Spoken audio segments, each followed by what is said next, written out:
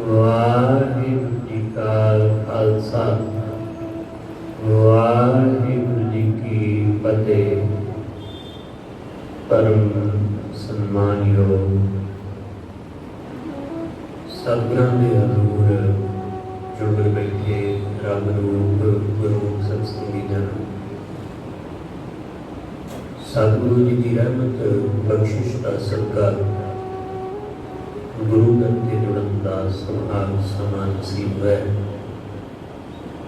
ਸਤਿਗੁਰੂ ਜੀ ਦੀ ਇਲਾਹੀ ਅੰਮ੍ਰਿਤਮਈ ਬਾਣੀ ਦਾ ਕੀਰਤਨ ਗੁਰੂ ਦੇ ਪਿਆਰੇ ਕੀਰਤਨੀਆਂ ਪਾਸੋਂ ਆਪ ਜੀ ਨੇ ਸਰਵਣ ਕੀਤਾ।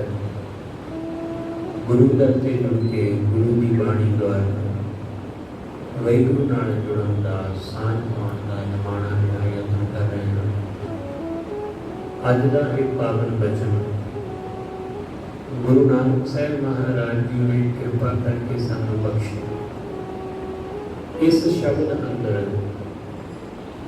ਗੁਰੂ ਨਾਨਕ ਸਾਹਿਬ ਮਹਾਰਾਜ ਜੀ ਦੀ ਜਦੋਂ ਜੋਗੀਆਂ ਨਾਲ ਵਿਚਾਰ ਹੋਈ, ਜੋਗੀਆਂ ਦੇ ਵਿੱਚੋਂ ਉਹਨਾਂ ਦਾ ਇੱਕ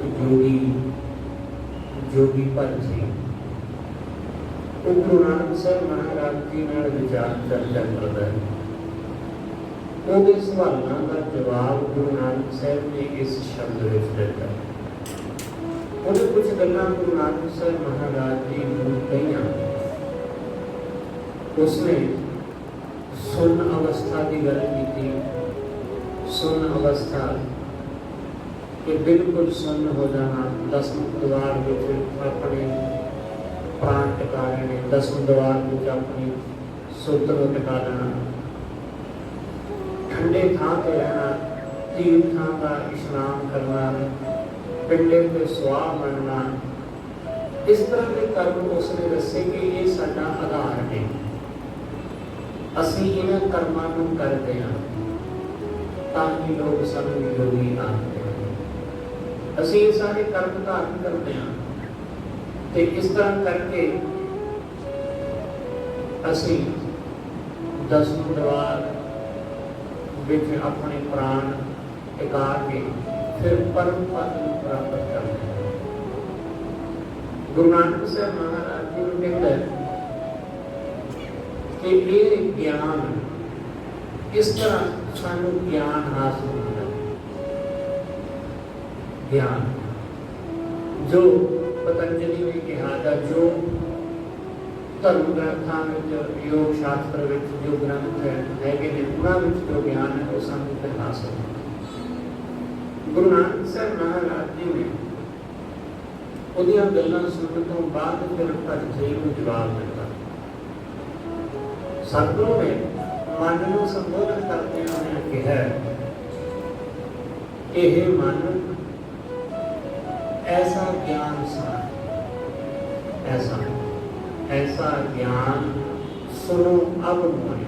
अब मतलब हिरदा या मन, हे मेरे मन ऐसा ज्ञान सुन भरपूर धार रहा सब थोड़े। ऐसा ज्ञान कि वो परमात्मा सारिया थावां विच भरपूर है, तो सारिया थावां विच वसिया। ये ज्ञान सुन। ਗਿਆਨ ਦਾ ਮਤਲਬ ਇਹ ਨਹੀਂ ਹੁੰਦਾ ਕਿ ਤੁਸੀਂ ਕਿਸੇ ਚੀਜ਼ ਨੂੰ ਯਾਦ ਕਰ ਲਓ। ਯਾਦਾਸ਼ਤ ਦਾ ਮਤਲਬ ਗਿਆਨ ਨਹੀਂ ਹੈ। ਅਸੀਂ ਲੋਕ ਇਹੀ ਸਮਝਦੇ ਹਾਂ ਕਿ ਕਿਸੇ ਬੰਦੇ ਨੂੰ ਬਹੁਤ ਸਾਰੀਆਂ ਚੀਜ਼ਾਂ ਯਾਦ ਨੇ ਤਾਂ ਉਹ ਗਿਆਨੀ ਹੈ ਜੀ, ਉਹਨੂੰ ਬੜਾ ਗਿਆਨ ਹੈ। ਗਿਆਨ ਦੀ ਥੋੜੀ बहुत सारे लोग ने वो बड़ा कुछ याद करके बैठे हैं।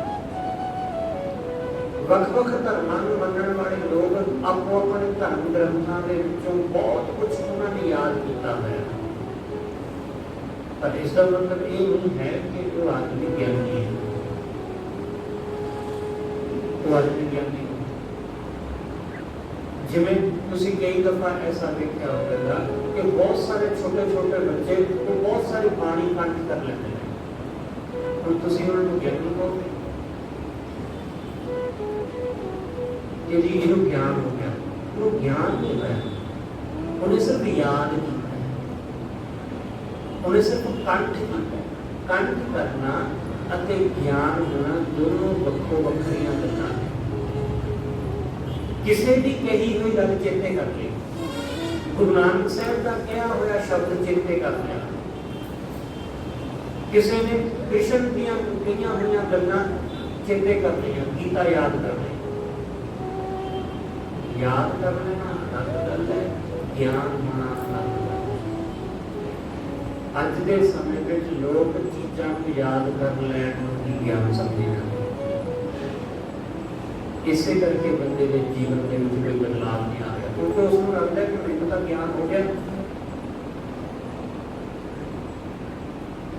ਮੈਨੂੰ ਤੇ ਗਿਆਨ ਹੋ ਗਿਆ ਕਿਉਂਕਿ ਮੈਂ ਤਾਂ ਬਹੁਤ ਸਾਰੀਆਂ ਚੀਜ਼ਾਂ ਯਾਦ ਕਰ ਲਈਆਂ। ਉਹ ਇਸੇ ਭੁਲੇਖੇ ਵਿੱਚ ਹੋਣ ਕਾਰਨ, ਇਸੇ ਭੁਲੇਖੇ ਵਿੱਚ ਪਿਆ ਹੋਣ ਕਾਰਨ ਉਹ ਕਦੇ ਵੀ ਗਿਆਨ ਨੂੰ ਹਾਸਲ ਨਹੀਂ ਕਰਦਾ। ਸਤਿਗੁਰੂ ਕਹਿੰਦੇ ਗਿਆਨ ਕੀ ਹੈ? ਗਿਆਨ ਉਸ ਨੂੰ ਜਾਣਨਾ ਜਿਹੜਾ ਸਾਡੀ ਸਮਝ ਤੋਂ ਬਾਹਰ ਹੈ। ਗਿਆਨ ਦਾ ਮਤਲਬ ਜੋ ਘੱਟ ਘੱਟ ਵਿੱਚ ਵਸਿਆ ਹੋਇਆ ਉਸ ਨੂੰ ਜਾਣਨਾ, ਆਤਮਾ ਨੂੰ ਜਾਣਨਾ। ਆਤਮਾ ਧਰਮ ਦੀ ਦੁਨੀਆ ਵਿੱਚ ਇੱਥੇ ਹਰ ਬੰਦੇ ਨੂੰ ਆਪਣੇ ਤਰਫੋਂ ਹੀ ਕੁਝ ਯਤਨ ਕਰਨਾ ਪੈਂਦਾ ਤਾਂ ਗਿਆਨ ਹਾਸਲ ਹੁੰਦਾ ਹੈ। ਇੱਥੇ ਸਾਨੂੰ ਬਣਿਆ ਬਣਾਇਆ ਕੁਝ ਵੀ ਨਹੀਂ ਮਿਲਦਾ ਹੈ। ਜੇ ਅਸੀਂ ਕਹੀਏ ਕਿ ਸਾਨੂੰ ਬਣਿਆ ਬਣਾਇਆ ਕਿਸੇ ਹੋਰ ਦਾ ਸਾਨੂੰ ਹਾਸਲ ਹੋ ਜਾਏਗਾ, ਇਹ ਨਹੀਂ ਹੁੰਦਾ। ਧਰਮ ਦੀ ਦੁਨੀਆ ਵਿੱਚ ਹਰ ਬੰਦੇ ਨੂੰ ਆਪਣਾ ਮਾਰਗ ਅਖਤਿਆਰ ਕਰਨਾ ਪੈਂਦਾ ਹੈ, ਉਸ ਮਾਰਗ ਤੇ ਚੱਲਣਾ ਪੈਂਦਾ ਹੈ ਤੇ ਉਸ ਨੂੰ ਸ਼ੁਰੂ ਤੋਂ ਸ਼ੁਰੂ ਕਰਨਾ ਪੈਂਦਾ ਹੈ। ਐਸਾ ਨਹੀਂ ਕਿ ਕੋਈ ਬੰਦਾ ਛੱਡ ਗਿਆ ਕਿਸੇ ਥਾਂ ਤੇ ਉਸ ਤੋਂ ਅਗਾਂਹ ਅਗਲੇ ਲੋਕ ਸ਼ੁਰੂ ਕਰ ਲੈਣਗੇ। ਜਿਵੇਂ ਵਿਗਿਆਨ ਦੀ ਕਹਾਣੀ ਹੁੰਦੀ ਹੈ, ਜਿਵੇਂ ਗਲੀਲੀਓ ਨੇ ਜੋ ਖੋਜਿਆ ਉਸ ਤੋਂ ਅਗਾਂਹ ਵਿਗਿਆਨਕਾਂ ਨੇ ਅੱਗੇ ਹੋਰ ਖੋਜ ਕਰ ਲਈ, ਆਇਨਸਟੀਨ ਨੇ ਉਸ ਤੋਂ ਅੱਗੇ ਤੋਰ ਲਿਆ ਕਹਾਣੀਆਂ, ਨਿਊਟਨ ਨੇ ਜੋ ਖੋਜਿਆ ਉਸ ਤੋਂ ਅਗਾਂਹ ਬਾਕੀ ਹੋਰ ਉਹਨਾਂ ਨੇ ਅਗਾਂਹ ਤੋਰ ਲਿਆ। ਪਰ ਧਰਮ ਦੀ ਦੁਨੀਆ ਵਿੱਚ ਐਸਾ ਨਹੀਂ। ਇੱਥੇ ਜਦੋਂ ਤੁਸੀਂ ਅਧਿਆਤਮ ਦੇ ਵਿੱਚ ਪਹੁੰਚਦੇ ਹੋ, ਇੱਥੇ ਤੁਹਾਨੂੰ ਆਪਣਾ ਮਾਰਗ ਆਪ ਖੋਜਣਾ ਪੈਂਦਾ ਹੈ।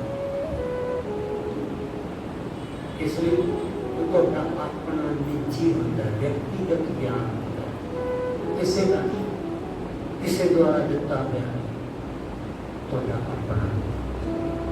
ਗੁਰੂ ਸਿਰਫ ਦਿਸ਼ਾ ਦੱਸਦਾ ਹੈ, ਨਿਰਦੇਸ਼ ਦਿੰਦਾ ਹੈ, ਦਿਸ਼ਾ ਨਿਰਦੇਸ਼। ਗੁਰੂ ਸਿਰਫ ਇਹ ਕਾਰਜ ਕਰਦਾ। ਜਦੋਂ ਅਸੀਂ ਗੁਰੂ ਦੇ ਦਿਸ਼ਾ ਨਿਰਦੇਸ਼ ਤੇ ਚੱਲਦੇ ਹਾਂ, ਉਹਦੇ ਤੇ ਚੱਲਦਿਆਂ ਸਾਨੂੰ ਸੋਝੀ ਆਉਂਦੀ ਹੈ, ਗਿਆਨ। ਇਸ ਲਈ ਸਤਿਗੁਰੂ ਕਹਿੰਦੇ ਐਸਾ ਗਿਆਨ ਸੁਣੋ ਅਬ ਮੋਰੇ, हे मेरे मन, हे मेरे ਹਿਰਦੇ, ਐਸਾ ਗਿਆਨ ਸੁਣ। ਐਸਾ ਭਰਪੂਰ ਧਾਰ ਰਿਹਾ ਸੰਠਾਰੀ, ਉਹ ਪਰਮਾਤਮਾ ਜਿਹੜਾ ਸਾਰੀਆਂ ਥਾਵਾਂ ਤੇ ਭਰਪੂਰ ਹੈ, ਉਸ ਨੂੰ ਜਾਣ। ਉਹਨੂੰ ਜਾਣਨਾ ਹੀ ਗਿਆਨ ਹੈ। ਉਸ ਨੂੰ ਜਾਣ, ਜਿਸ ਦਿਨ ਤੁਹਾਨੂੰ ਉਸ ਦਾ ਗਿਆਨ ਹੋ ਜਾਵੇ, ਜਿਸ ਦਿਨ ਉਹ ਘੱਟ ਘੱਟ ਵਿੱਚ ਵਸਦਾ ਹੋਇਆ ਮਹਿਸੂਸ ਹੋਣ ਲੱਗ ਜਾਵੇ, ਜਿਸ ਦਿਨ ਤੁਸੀਂ ਆਪਣੇ ਆਪ ਨੂੰ ਕਦੇ ਇਕੱਲੇ ਮਹਿਸੂਸ ਨਾ ਕਰੋ, ਤੁਸੀਂ ਇਕੱਲੇ ਵੀ ਹੋਵੋ ਤੇ ਉਹ ਤੁਹਾਨੂੰ ਤੁਹਾਡੇ ਨਾਲ ਮਹਿਸੂਸ ਹੋਵੇ। ਸਤਿਗੁਰੂ ਕਹਿੰਦੇ ਐਸਾ ਗਿਆਨ ਉੱਤਰ ਅਬ ਤੱਕ ਸਰਵਰ ਨਾਲ ਜੋਗੀ ਜਿਹੜੇ ਨੇ ਉਹ ਪਹਾੜਾਂ ਵਿੱਚੋਂ ਜੰਗਲਾਂ ਵਿੱਚੋਂ ਨਿਕਲ ਕੇ ਆਉਂਦੇ ਨੇ। ਕਦੋਂ ਆਉਂਦੇ ਨੇ? ਜਦੋਂ ਕੋਈ ਖਾਸ ਦਿਨ, ਕੋਈ ਤਿਉਹਾਰ, ਕੋਈ ਪੁਰਬ ਹੁੰਦਾ, ਕੁੰਭ ਦਾ ਮੇਲਾ ਹੁੰਦਾ, ਜੋਗੀ ਆ ਪਹੁੰਚਦੇ ਨੇ। ਹੋਰ ਕੋਈ ਕਿਸੇ ਤਰ੍ਹਾਂ ਦਾ ਪੁਰਬ ਹੁੰਦਾ, ਜੋਗੀ ਆ ਪਹੁੰਚਦੇ ਨੇ। ਕੋਈ ਸ਼ਿਵਰਾਤਰੀ ਦਾ ਮੇਲਾ ਹੁੰਦਾ, ਜੋਗੀ ਆ ਪਹੁੰਚਦੇ ਨੇ। ਜਿਵੇਂ ਬਟਾਲੇ ਦੇ ਵਿੱਚ, ਆਚਾਰ ਬਟਾਲੇ ਦੇ ਵਿੱਚ ਜਿਹੜਾ ਮੇਲਾ ਹੁੰਦਾ ਸੀ ਸ਼ਿਵਰਾਤ ਦਾ, ਉਹਦੇ ਵਿੱਚ ਹਰ ਸਾਲ ਜੋਗੀ ਪਹੁੰਚਦੇ ਸਨ ਤੇ ਗੁਰੂ ਨਾਨਕ ਸਾਹਿਬ ਨੇ ਉੱਥੇ ਜੋਗੀਆਂ ਨਾਲ ਜਾ ਕੇ ਚਰਚਾ ਕੀਤੀ। ਸਤਿਗੁਰੂ ਕਹਿੰਦੇ ਜੋਗੀ ਉੱਤਰ ਆਉਂਦਾ ਪਹਾੜਾਂ ਤੋਂ, ਉਹ ਜੰਗਲਾਂ ਵਿੱਚੋਂ ਨਿਕਲ ਕੇ ਆਉਂਦਾ ਤੇ ਆ ਕੇ ਤੀਰਥ ਤੇ ਇਸ਼ਨਾਨ ਕਰਦਾ ਹੈ, ਸਰੋਵਰਾਂ ਵਿੱਚ ਇਸ਼ਨਾਨ ਕਰਦਾ ਹੈ, ਆ ਕੇ ਗੰਗਾ ਇਸ਼ਨਾਨ ਕਰਦਾ ਹੈ, ਕੁੰਭ ਦਾ ਇਸ਼ਨਾਨ ਕਰਦਾ। ਸਤਿਗੁਰੂ ਸਮਝਾਉਂਦੇ ਉੱਤਰ ਅਬ ਘਟ ਤੀਰਥ ਨਾ ਆ ਗਿਆ, ਉੱਚੀਆਂ ਘਾਟੀਆਂ ਤੋਂ ਪਹਾੜਾਂ ਤੋਂ ਉੱਤਰ ਕੇ ਆ ਗਿਆ, ਸਰੋਵਰ ਵਿੱਚ ਇਸ਼ਨਾਨ ਕੀਤਾ। ਅਸਲ ਵਿੱਚ ਸਤਿਗੁਰੂ ਕਹਿੰਦੇ ਉੱਤਰਨਾ ਕਿੱਥੋਂ ਹੈ? ਪਹਾੜਾਂ ਤੋਂ ਨਹੀਂ, ਆਪਣੇ ਹਉਮੈ ਦੇ ਪਹਾੜ ਤੋਂ ਉਤਰਨਾ। ਹਉਮੈ ਤੋਂ ਇਹ ਨਾਮ ਕਰਨਾ, ਪਹਾੜ ਤੋਂ ਉੱਤਰ ਕੇ ਆ ਜਾਣਾ ਕੋਈ ਬਹੁਤੀ ਵੱਡੀ ਗੱਲ ਨਹੀਂ ਹੈ। ਜੰਗਲ ਵਿੱਚੋਂ ਨਿਕਲ ਕੇ ਆਮ ਲੋਕਾਂ ਵਿੱਚ ਆ ਜਾਣਾ, ਤੇ ਆਮ ਲੋਕਾਂ ਵਿੱਚ ਇਸ ਕਰਕੇ ਨਹੀਂ ਆਇਆ ਕਿ ਲੋਕਾਂ ਦੇ ਵਿੱਚ ਮਿਲ ਕੇ ਰਹੇਗਾ, ਉਹ ਇਸ ਕਰਕੇ ਆਇਆ ਕਿ ਮੈਂ ਤੁਹਾਡੇ ਨਾਲ ਸ੍ਰੇਸ਼ਟ ਹਾਂ। ਉਹ ਦੱਸਦਾ ਕਿ ਮੈਂ ਤੁਹਾਡੇ ਨਾਲ ਉੱਤਮ ਹਾਂ, ਕਿਉਂਕਿ ਤੁਸੀਂ ਗ੍ਰਸਤੀ ਲੋਕ, ਤੁਸੀਂ ਸੰਸਾਰੀ ਲੋਕ, ਮੋਹ ਮਾਇਆ ਵਿੱਚ ਫਸੇ ਹੋਏ, ਤੁਸੀਂ ਨਰਕਾਂ ਨੂੰ ਜਾਣ ਵਾਲੇ ਲੋਕ, ਤੇ ਮੈਂ ਸਵਰਗ ਨੂੰ ਜਾਊਂਗਾ ਕਿਉਂਕਿ ਮੈਂ ਤਾਂ ਜੰਗਲਾਂ ਵਿੱਚ ਰਹਿਣਾ, ਮੈਂ ਮੋਹ ਮਾਇਆ ਵਿੱਚ ਫਸੇ ਨਹੀਂ। ਉਹਨੂੰ ਇਸ ਗੱਲ ਦਾ ਹੰਕਾਰ। ਸਤਿਗੁਰੂ ਕਹਿੰਦੇ ਜਦੋਂ ਬੰਦਾ ਆਪਣੇ ਹੰਕਾਰ ਤੋਂ ਉੱਤਰ ਆਉਂਦਾ ਹੈ, ਜਦੋਂ ਅਸੀਂ ਹੰਕਾਰ ਦੀ ਪਹਾੜੀ ਤੋਂ ਉੱਤਰ ਕੇ ਵੈਗੁਰੂ ਦੇ ਨਾਮ ਸਰੋਵਰ ਵਿੱਚ ਇਸ਼ਨਾਨ ਕਰਦੇ ਹਾਂ, ਉੱਤਰ ਅਬ ਘਟ ਤੀਰਥ ਨਾ ਵੈ, ਬਗੈ ਨਾ ਬੋਲੇ ਹਰ ਗੁਣ ਗਾਵੈ। ਬੰਦਾ ਇੱਧਰ ਉੱਧਰ ਦੀ ਬਕਵਾਸ ਨਹੀਂ ਕਰਦਾ, ਬਗੈ ਨਾ ਬੋਲੇ, ਕੁਝ ਵੀ ਗਲਤ ਨਹੀਂ ਕਰਦਾ, ਕੁਝ ਵੀ ਗਲਤ ਨਹੀਂ ਬੋਲਦਾ, ਕੁਝ ਵੀ ਬੰਦਾ ਚੰਗਾ ਨਹੀਂ ਬੋਲਦਾ, ਬਸ ਵੈਗੁਰੂ ਦੇ ਗੁਣ ਗਾਉਂਦਾ। ਜਦੋਂ ਅਸੀਂ ਨੀਵੇਂ ਹੋ ਜਾਂਦੇ ਹਾਂ, ਜਦੋਂ ਸਾਡਾ ਹੰਕਾਰ ਮਿਟ ਜਾਂਦਾ ਹੈ, ਤਦੋਂ ਅਸੀਂ ਕੁਝ ਵੀ ਐਸਾ ਸ਼ਬਦ ਨਹੀਂ ਬੋਲ ਪਾਉਂਦੇ ਜਿਹੜਾ ਕਿਸੇ ਦਾ ਅਪਮਾਨ ਕਰਦਾ।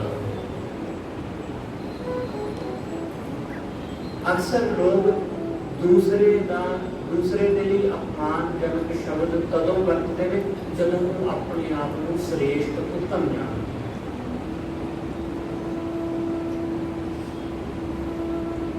ਜਿਹੜਾ ਬੰਦਾ ਦੂਸਰਿਆਂ ਨੂੰ ਵੀ ਆਪਣੇ ਜੈਸਾ ਜਾਣਦਾ ਹੈ ਕਿ ਮੇਰੇ ਵਰਗਾ ਆਦਮੀ ਹੈ, ਉਹ ਉਹਦੇ ਵਾਸਤੇ ਕਦੇ ਅਪਮਾਨਜਨਕ ਸ਼ਬਦ ਨਹੀਂ ਵਰਤਦਾ।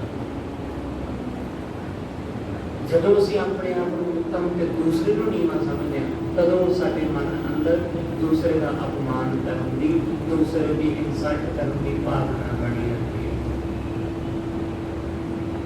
ਕਿ ਕਿਸੇ ਨਾ ਕਿਸੇ ਤਰ੍ਹਾਂ ਦੂਸਰੇ ਨੂੰ ਨੀਵਾਂ ਦਿਖਾਉਣਾ, ਕਿਸੇ ਨਾ ਕਿਸੇ ਤਰ੍ਹਾਂ ਉਹਨੂੰ ਨੀਚਾ ਦਿਖਾਉਣਾ। ਗੱਲਾਂ ਵਿੱਚ ਲੋਕ ਐਸਾ ਕਰਨ ਦੀ ਕੋਸ਼ਿਸ਼ ਕਰਦੇ ਨੇ ਅਕਸਰ, ਇਹ ਠੀਕ ਨਹੀਂ ਹੁੰਦਾ, ਇਹ ਹੰਕਾਰੀ ਬੰਦੇ ਦਾ ਲੱਛਣ ਹੈ। ਸਤਿਗੁਰੂ ਕਹਿੰਦੇ ਜਿਹੜਾ ਅਹੰਕਾਰ ਤੋਂ ਉੱਤਰ ਆਇਆ, ਬਗੈ ਨਾ ਬੋਲੇ, ਉਹ ਬਹੁਤਾ ਨਹੀਂ ਬੋਲਦਾ, ਗਲਤ ਨਹੀਂ ਬੋਲਦਾ, ਹਰ ਗੁਣ ਗਾਵੇ, ਉਹ ਵੈਗੁਰੂ ਦੇ ਗੁਣ ਗਾਉਂਦਾ ਹੈ, ਉਹ ਪਰਮੇਸ਼ਰ ਦੇ ਗੁਣਾਂ ਦਾ ਗਾਇਨ ਕਰਦਾ ਹੈ। ਜਲ ਆਕਾਸ਼ੀ ਸੁਨ ਸਮਾਵੈ, ਜਲ ਆਕਾਸ਼ੀ ਉਹ ਸੁਨ ਵਿੱਚ ਸਮਾਇਆ ਹੈ। ਜਦ ਤੁਸੀਂ ਸਰੋਵਰ ਵਿੱਚ ਉਸ ਚੰਦਰਮਾ ਨੂੰ ਜਾਂ ਸੂਰਜ ਨੂੰ ਦੇਖੋਗੇ, ਜਿਹੜਾ ਆਕਾਸ਼ ਵਿੱਚ ਵੀ ਹੈ ਤੇ ਪਾਣੀ ਵਿੱਚ ਵੀ ਦਿਖਾਈ ਦਿੰਦਾ ਹੈ, ਉਹੀ ਪਾਣੀ ਵਿੱਚ ਹੈ ਤੇ ਉਹੀ ਆਕਾਸ਼ ਵਿੱਚ, ਉਹਦਾ ਹੀ ਅਕਸ ਦਿਸਦਾ ਹੈ ਪਾਣੀ। ਸਤਿਗੁਰੂ ਨੇ ਜਲ ਆਕਾਸ਼, ਜਲ ਵਿੱਚ ਤੇ ਆਕਾਸ਼ ਵਿੱਚ, ਉਹ ਦੋਨੋਂ ਥਾਂ ਹੈ, ਦੋਨੋਂ ਥਾਂ ਹੈ, ਆਕਾਸ਼ ਵਿੱਚ ਵੀ ਦਿਸਦਾ ਹੈ ਤੇ ਜਲ ਵਿੱਚ ਵੀ ਦਿਸਦਾ ਹੈ। ਆਕਾਸ਼ ਵਿੱਚੋਂ ਵੀ ਉਹ ਸਾਡੀ ਪਕੜ ਵਿੱਚ ਨਹੀਂ ਆਉਂਦਾ ਤੇ ਜਲ ਵਿੱਚੋਂ ਵੀ ਉਹ ਸਾਡੀ ਪਕੜ ਵਿੱਚ ਨਹੀਂ ਆਉਂਦਾ। ਤੁਸੀਂ ਚੰਦਰਮਾ ਨੂੰ ਕਿਵੇਂ ਪਕੜੋਗੇ? ਆਕਾਸ਼ ਵਿੱਚ ਸਾਡੀ ਜਾਣ ਦੀ ਸਮਰੱਥਾ ਨਹੀਂ, ਕਿਉਂਕਿ ਬੜੀ ਦੂਰ ਹੈ। ਪਾਣੀ ਵਿੱਚ ਸਿਰਫ ਉਹ ਨਜ਼ਰ ਆਉਂਦਾ ਹੈ, ਪਰ ਪਾਣੀ ਵਿੱਚ ਹੈ ਨਹੀਂ। ਇਸ ਲਈ ਦੋਨਾਂ ਥਾਵਾਂ ਤੋਂ ਹੀ ਉਹ ਪਕੜ ਵਿੱਚ ਨਹੀਂ ਆਉਂਦਾ। ਸਤਿਗੁਰੂ ਕਹਿੰਦੇ ਜਲ ਆਕਾਸ਼ੀ ਸੁਨ ਸਮਾਵੈ। ਜਿਹੜਾ ਬੰਦਾ ਆਪਣੀ ਹਉਮੈ ਤੋਂ ਉੱਤਰ ਆਉਂਦਾ ਹੈ, ਹਉਮੈ ਨੂੰ ਖਤਮ ਕਰ ਲੈਂਦਾ, ਜ਼ਿਆਦਾ ਬੋਲਦਾ ਨਹੀਂ, ਗਲਤ ਨਹੀਂ ਬੋਲਦਾ ਕਿਸੇ ਨੂੰ, ਵਾਹਿਗੁਰੂ ਦੇ ਗੁਣ ਗਾਉਂਦਾ ਹੈ, ਸਤਿਗੁਰੂ ਦੇ ਉਹ ਬੰਦਾ ਜਲ ਆਕਾਸ਼ੀ ਸੁਣ ਸਮਾਵੇ, ਉਸ ਸੁਣ ਦੇ ਵਿੱਚ ਟਿਕ ਕੇ ਉਸ ਵਾਹਿਗੁਰੂ ਦੇ ਵਿੱਚ ਸਮਾ ਜਾਂਦਾ ਹੈ, ਜਿਹੜਾ ਜਲ ਵਿੱਚ ਵੀ ਹੈ, ਆਕਾਸ਼ ਵਿੱਚ ਵੀ, ਜਿਹੜਾ ਕਣ ਕਣ ਵਿੱਚ ਸਮਾਇਆ ਹੋਇਆ ਉਹ ਉਹਦੇ ਨਾਲ ਕਾਪੜ ਜਾਂਦਾ। ਰਸ ਸਤ ਝੋਲ ਮਹਾ ਰਸ ਪਾਵੇ, ਸੱਚ ਦੇ ਸ਼ਾਂਤ ਰਸ ਨੂੰ ਝੋਲ ਕੇ ਹਿੜਕ ਕੇ, ਰਸ ਸਤ ਝੋਲ ਮਹਾ ਰਸ ਪਾਵੇ। ਜਿਸ ਬੰਦੇ ਦਾ ਮਨ ਸ਼ਾਂਤ ਹੋ ਗਿਆ, ਉਸ ਸ਼ਾਂਤ ਮਨ ਨਾਲ ਜਿਹਨੇ ਵਾਹਿਗੁਰੂ ਦੇ ਨਾਮ ਨੂੰ ਸਿਮਰਿਆ, ਸਤਿਗੁਰੂ ਕਹਿੰਦੇ ਉਸ ਬੰਦੇ ਨੂੰ, ਉਸ ਮਨੁੱਖ ਨੂੰ ਵਾਹਿਗੁਰੂ ਦਾ ਮਹਾ ਰਸ ਹਾਸਲ ਹੋ ਗਿਆ। ਇਸ ਲਈ ਆਪਣੇ ਮਨ ਨੂੰ ਪਹਿਲਾਂ ਸ਼ਾਂਤ ਕਰਨਾ ਜ਼ਰੂਰੀ ਹੈ। ਜਦੋਂ ਅਸੀਂ ਸ਼ਾਂਤ ਹੋ ਕੇ ਸਹਿਜ ਵਿੱਚ ਉਸ ਪਰਮਾਤਮਾ ਦੇ ਗੁਣ ਗਾਉਂਦੇ ਹਾਂ ਨਾ, ਤਾਂ ਉਸ ਮਹਾ ਰਸ ਤੱਕ ਤੱਕ ਪੜਦੇ ਹਾਂ। ਸਤਿਗੁਰੂ ਕਹਿੰਦੇ ਨਾ ਕਿ ਸਹਿਜ ਬਿਲੋਗ ਜੈਸੇ ਤਤ ਨਾ ਰਹੇ, ਸਹਿਜ ਵਿੱਚ ਸਹਿਜ ਦੇ ਬੜੇ ਆਰਾਮ ਨਾਲ, ਜਦੋਂ ਸ਼ਾਂਤ ਹੋ ਕੇ ਬੜੇ ਆਰਾਮ ਨਾਲ ਰਸ ਲੈ ਲੈ ਕੇ ਅਸੀਂ ਉਹਦੇ ਗੁਣ ਗਾਉਂਦੇ ਹਾਂ, ਤਾਂ ਮਹਾ ਰਸ ਹਾਸਲ ਹੁੰਦਾ ਹੈ, ਮਹਾ ਰਸ। ਇਸ ਲਈ ਸਤਿਗੁਰੂ ਕਹਿੰਦੇ ਐਸਾ ਗਿਆਨ ਸੁਣੋ ਅਬ ਮੇਰੇ, ਇਹ ਮੇਰੇ ਮਨ ਐਸਾ ਗਿਆਨ ਸੁਣ, ਭਰਪੂਰ ਧਾਰ ਰਿਹਾ ਸਭ ਥੋੜੇ। ਪਰਮਾਤਮਾ ਸਭ ਥੋੜੇ, ਸਭ ਥਾਂ ਵਿੱਚ ਵਸਿਆ ਹੋਇਆ, ਉਹਨੇ ਸਭ ਪਾਸੇ ਨੂੰ ਟਿਕਾਇਆ ਹੋਇਆ, ਸਭ ਚੀਜ਼ਾਂ ਉਸ ਵਾਹਿਗੁਰੂ ਦੇ ਆਸਰੇ ਲਿਖੀਆਂ ਰਹਾ। ਸੱਚ ਬ੍ਰਤ ਨੇਮ ਨਾ ਕਾਲ ਸੰਦਾ ਹੈ। ਸਤਿਗੁਰੂ ਕਹਿੰਦੇ ਜਿਨ੍ਹਾਂ ਨੇ ਸੱਚ ਦਾ ਵਰਤ ਧਾਰਨ ਕਰ ਲਿਆ, ਸੱਚ ਦਾ ਵਰਤ, ਲੋਕ ਵਰਤ ਰੱਖੀ ਬੈਠੇ ਨੇ ਪਰ ਉਹਨਾਂ ਦੇ ਵਰਤ ਦਿਖਾਵੇ ਦੇ ਤੇ ਝੂਠੇ ਨੇ। ਬੰਦੇ ਨੇ ਵਰਤ ਸਿਰਫ ਰੋਟੀ ਦਾ ਰੱਖਿਆ ਕਿ ਰੋਟੀ ਨਹੀਂ ਖਾਣੀ, ਅੰਨ ਨਹੀਂ ਖਾਣਾ। ਸਤਿਗੁਰੂ ਕਹਿੰਦੇ ਇਹਨਾਂ ਨਾਲ, ਐਸਾ ਕਰਨ ਨਾਲ ਕਦੇ ਵੀ ਨਹੀਂ ਹੁੰਦਾ ਕਿ ਬੰਦੇ ਨੂੰ ਕੁਝ ਸੁੱਖ ਜਾਂ ਕੁਝ ਹਾਸਲ ਹੋ ਜਾਵੇ, ਕੁਝ ਪ੍ਰਾਪਤੀ ਨਹੀਂ ਹੁੰਦੀ। ਭੁੱਖਿਆਂ ਰਹਿਣ ਨਾਲ ਕਦੇ ਕਿਸੇ ਨੂੰ ਕੁਝ ਨਹੀਂ ਮਿਲਦਾ। ਸਤਿਗੁਰੂ ਕਹਿੰਦੇ ਅਸਲ ਵਿੱਚ ਵਰਤ ਕੀ ਹੈ? ਗੁਰਮੁਖ ਦਾ ਵਰਤ ਹੈ ਸੱਚ ਵਰਤ। ਉਹਨੇ ਸੱਚ ਦਾ ਵਰਤ ਧਾਰਨ ਕੀਤਾ, ਉਹਦੇ ਅੰਦਰ ਤੇ ਬਾਹਰ ਸੱਚ ਹੀ ਸੱਚ ਹੈ। ਉਸਨੇ ਸੱਚ ਨੂੰ ਧਾਰਨ ਕਰ ਲਿਆ, ਉਹਦੇ ਜੀਵਨ ਦੇ ਵਿੱਚ ਇਹ ਨੇਮ ਬਣ ਗਿਆ ਉਹਦੇ ਜੀਵਨ ਦਾ। ਲੋਕ ਨੇਮ ਦੇ ਮੁਤਾਬਕ ਵਰਤ ਰੱਖਦੇ ਨੇ। ਨੇਮ ਇਹ ਪੱਕਾ ਹੈ ਕਿ ਹਾਂ ਜੀ ਹਰ ਸੋਮਵਾਰ ਨੂੰ ਵਰਤ ਰੱਖਣਾ ਹੈ, ਹਰ ਅਸ਼ਟਮੀ ਤੇ ਵਰਤ ਰੱਖਣਾ ਹੈ, ਹਰ ਦਸਵੀਂ ਤੇ ਜਾਂ ਇਕਾਦਸ਼ੀ ਤੇ ਜਾਂ ਪੰਚਮੀ ਦਾ ਵਰਤ ਰੱਖਣਾ ਹੈ, ਹਰ ਮੱਸਿਆ ਵਾਲਾ। ਲੋਕਾਂ ਨੇ ਨੇਮ ਕੱਢਿਆ ਹੈ। ਸਤਿਗੁਰੂ ਕਹਿੰਦੇ ਗੁਰਮੁਖ ਦਾ ਨੇਮ ਕੀ ਹੈ? ਗੁਰਮੁਖ ਦਾ ਨੇਮ ਹੈ ਉਹਨੇ ਸਦਾ ਵਾਸਤੇ ਵਰਤ ਧਾਰਨ ਕੀਤਾ ਹੈ, ਹਮੇਸ਼ਾ ਵਾਸਤੇ। ਹਮੇਸ਼ਾ ਹੀ ਉਹਦੀ ਅੱਖ ਕਿਸੇ ਨੂੰ ਮਾੜਾ ਨਹੀਂ ਦੇਖਦੀ, ਉਹਦੀ ਜ਼ੁਬਾਨ ਕਿਸੇ ਨੂੰ ਮਾੜਾ ਨਹੀਂ ਬੋਲਦੀ, ਹਮੇਸ਼ਾ ਨਹੀਂ। ਇਹ ਨਹੀਂ ਕਿ ਇੱਕ ਅੱਧੇ ਦਿਨ ਲਈ, ਹਮੇਸ਼ਾ ਨਹੀਂ। ਉਹਦੇ ਮਨ ਅੰਦਰ ਵਾਸਨਾ ਨਹੀਂ ਪੈਦਾ ਹੁੰਦੀ, ਹਮੇਸ਼ਾ ਨਹੀਂ। ਸਤਿਗੁਰੂ ਕਹਿੰਦੇ ਆਪ ਸੱਚ ਦਾ ਵਰਤ, ਉਹ ਹਮੇਸ਼ਾ ਹੀ ਸੱਚ ਬੋਲਦਾ ਹੈ, ਹਮੇਸ਼ਾ ਹੀ। ਅਸੀਂ ਸੱਚ ਕਦੋਂ ਬੋਲਦੇ ਹਾਂ?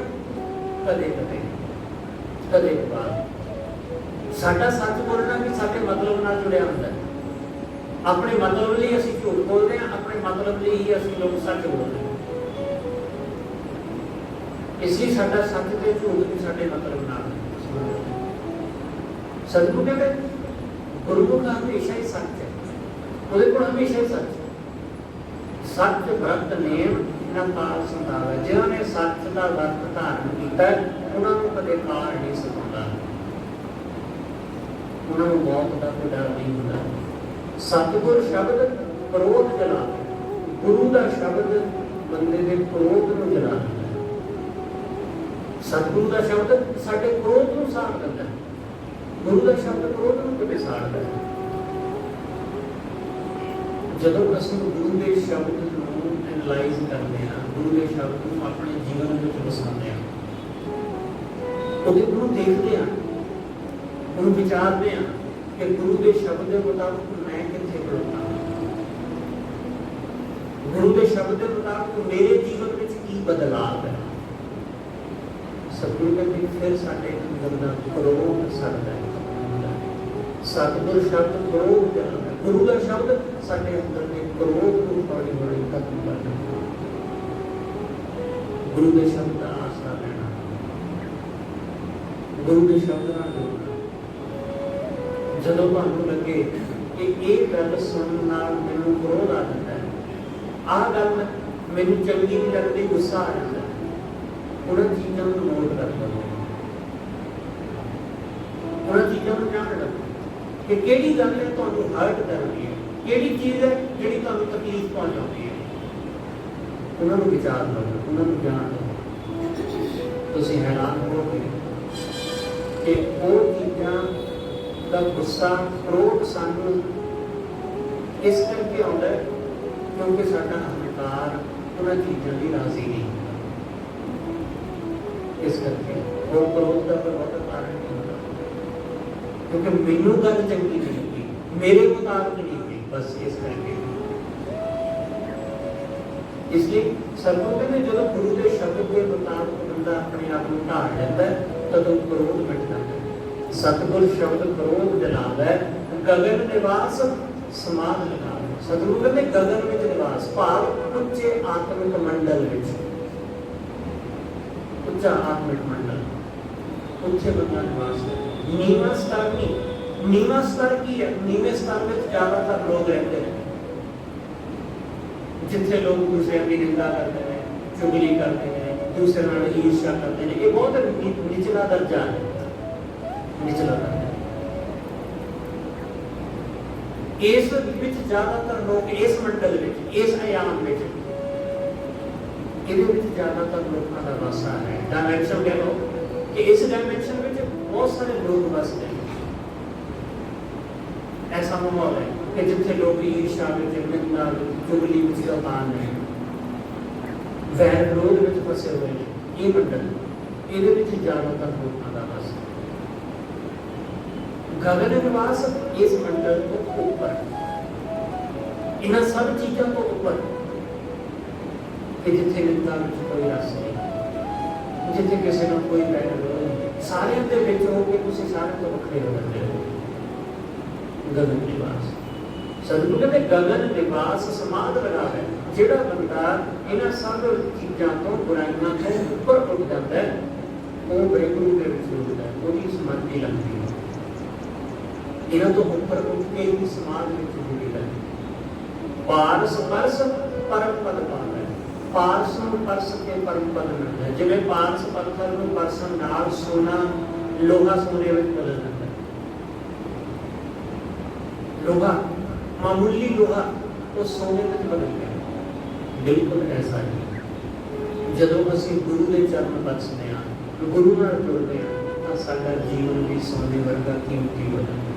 परम पद, उत्तम पद भी हासिल होता है। लोहे को असीं घर के बाहर रखी रखते हैं क्योंकि कोई खतरा नहीं, सानूं कोई डर नहीं, क्योंकि लोहा किहड़ा कीमती है। पर सोने का 5-10 ग्राम भी होवे तां असीं उहनूं साਂਭ के रखते हैं, उन्हें संभाल के रखते हैं। क्यों? क्योंकि कीमती है। 5-10 ग्राम कितना कहते मामूली है। हाथ में पाया पता भी नहीं चलता है कि हाथ में पाया कुछ नहीं पाया, क्योंकि इन्ने भी छोटे से भार का नहीं पता चलेगा। इसलिए जदों बंदा उत्तम हो जाता है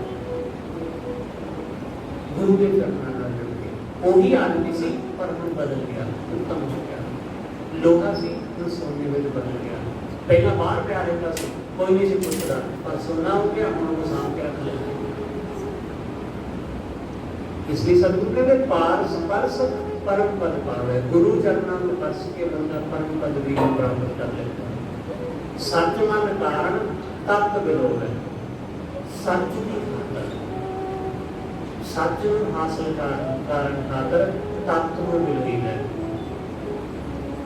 तत्व सच तक अपड़ ले, सच तक जिवें घ्यो तक अपड़ दे लई असीं दुध नूं दही नूं रड़कदे हां, उहदे तक जाण लई सीधा किसी भी बंदे को दही दूध घ्यो हासिल नहीं होता।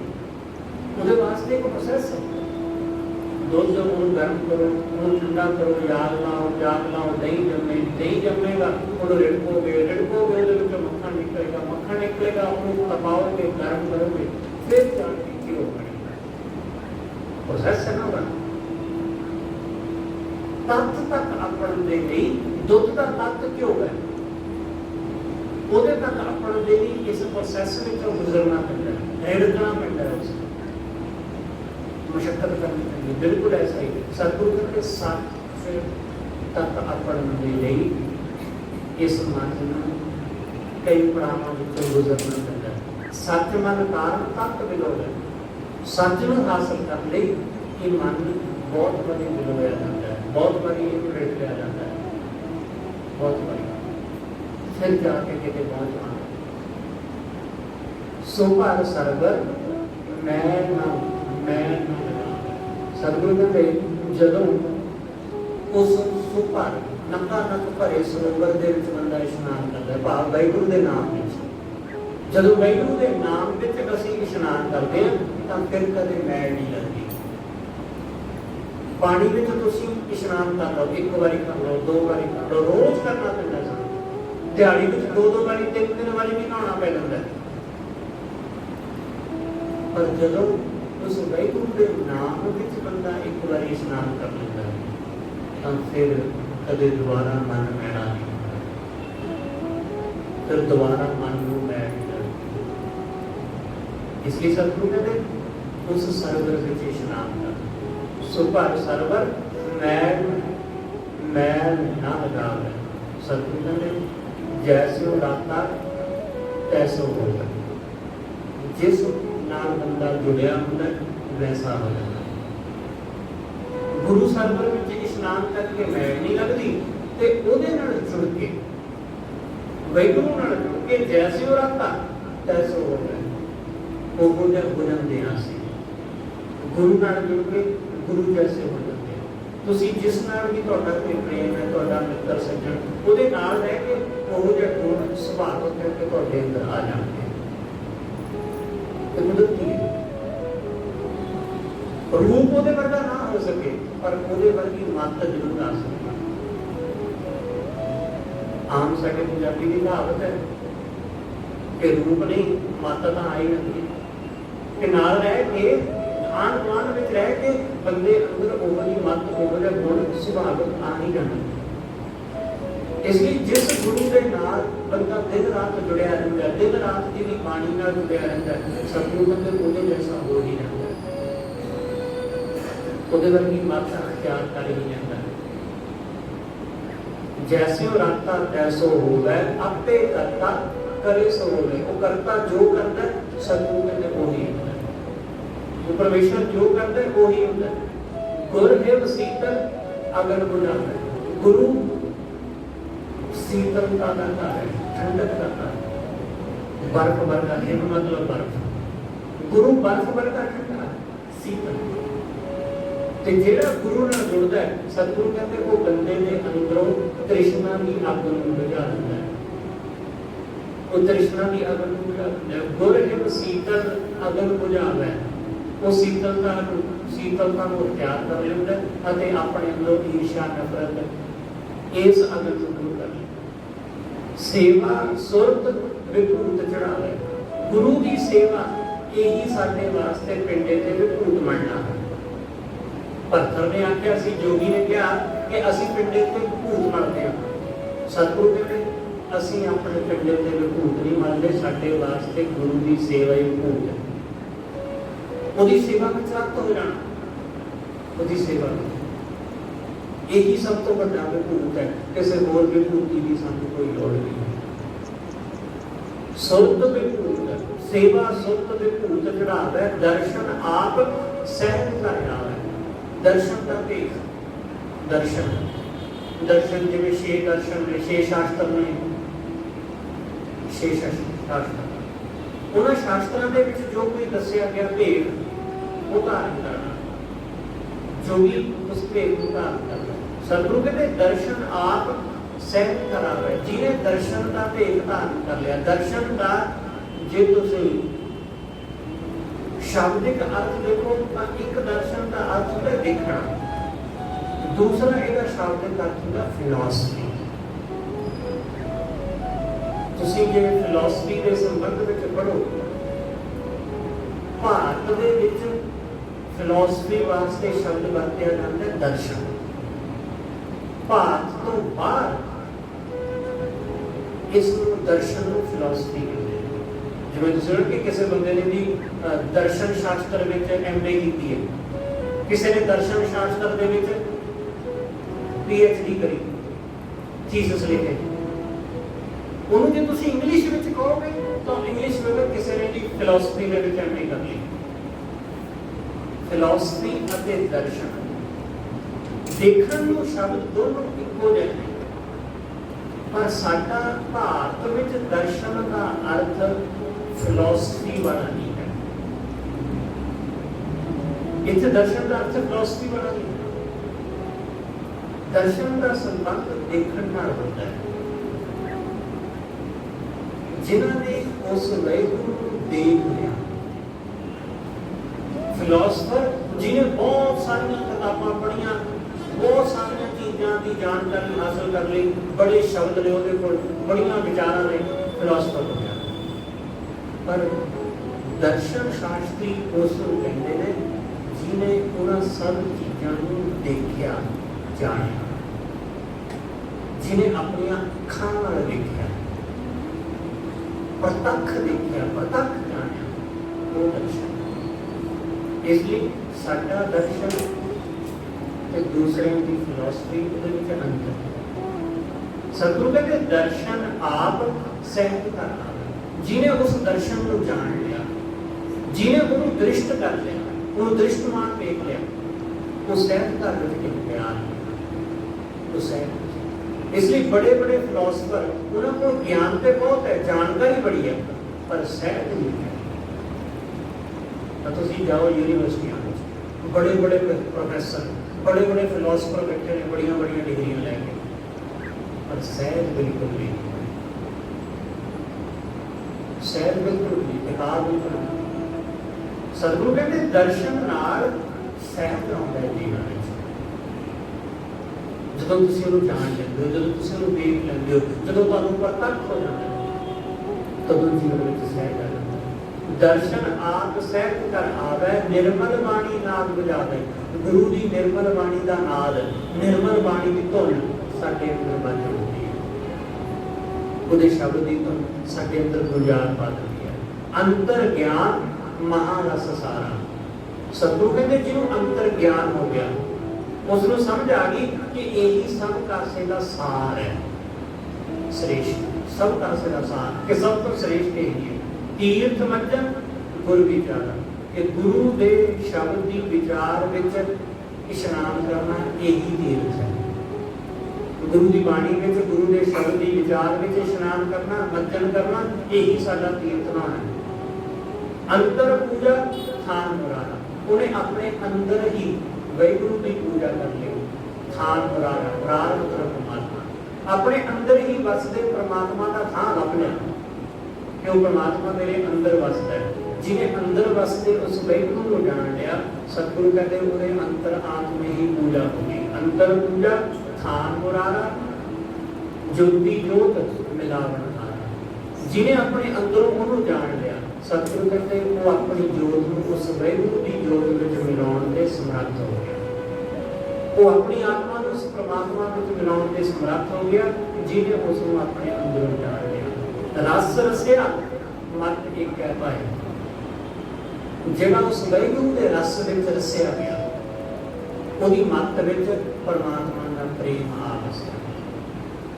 जिथे सानू रस आउंदा है, जिथे सानू आनंद आउंदा है, उत्थे सुभाविक है कि साडा प्रेम पै जांदा है। उत्थे सुभाविक है। सतगुरु कहते रस रसिया, जिथे रस रसिया, जिथे आनंद आया, उत्थे वाहिगुरू नाल संबंध है। एक है भाई मत विच प्रेम आ वसिया। बुद्धि विच प्रेम बहुत घट होता है, बुद्धि सिर्फ तर्क नाल भरी होती है, बुद्धि भी प्रेम नाल भरदी। जदों उस वाहिगुरू नाल जुड़ के आनंद आए, तख्त निवासी पंच समय। सतगुरु कहते जिस बंदे ने अपने अंदर पंजा विकारां नूं मार लिया वो तखत का निवासी हो गया। इन पंजा विकारां नूं मार के जित के वो तखत ते विराजमान। कार कमाई खसम रजाए। जिन्हां ने खसम की रजा विच वाहिगुरू की रजा विच रह के कार कमाई की, अपने जीवन का कार्य उहदी रजा विच रह के कीता।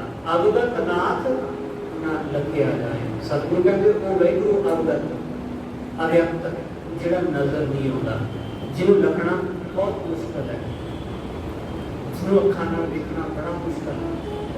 अवगत नाथ ना लखिया जाए, वो वाहिगुरू लखिया नहीं जाता। जल में उपजे जल ते दूर। जिवें कमल का फुल जल दे विच ही पैदा हुंदा ते जल तो ही दूर हुंदा। जल विच पैदा हो के जल तो ही दूर है। पानी कमल के फुल को कदे छू नहीं पाता, उहदियां जड़ां तक ही पानी रहिंदा हमेशा। जल में उपजै जल ते दूर। इसे तरह परमात्मा दे विचों ही असीं लोग प्रगट होए हां, पैदा होए हां ते उहदे नाल ही साडा कदे संबंध नहीं जुड़ पांदा। उहदे विचों पैदा होके असीं कदे उहनूं जाण नहीं पांदे। जल ते उपजै जल ते दूर। जल में जोत रहा भरपूर।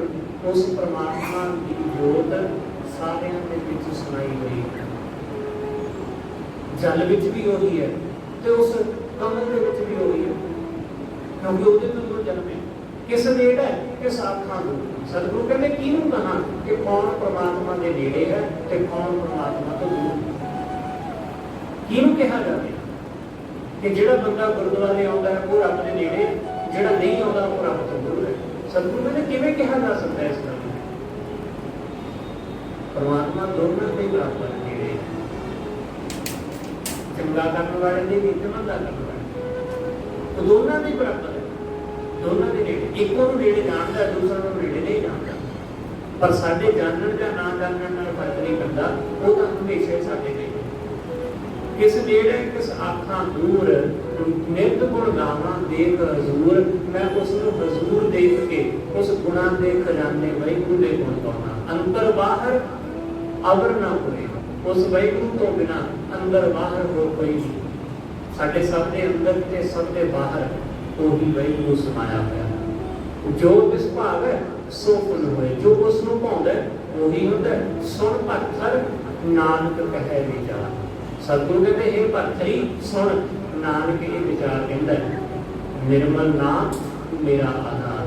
कि मेरा आधार सिर्फ परमात्मा का वो पवित्र नाम है बस। जोगी कहता है कि साडा नाम पिंडे, साडा आधार पिंडे ते लाई विभूत। साडा आधार कन विच पाईयां मुंदरां। साडा आधार दसम द्वार विच सवास टिकाउणा। सतगुरु कहते भाई मेरा आधार सिर्फ ते सिर्फ परमात्मा का नाम है।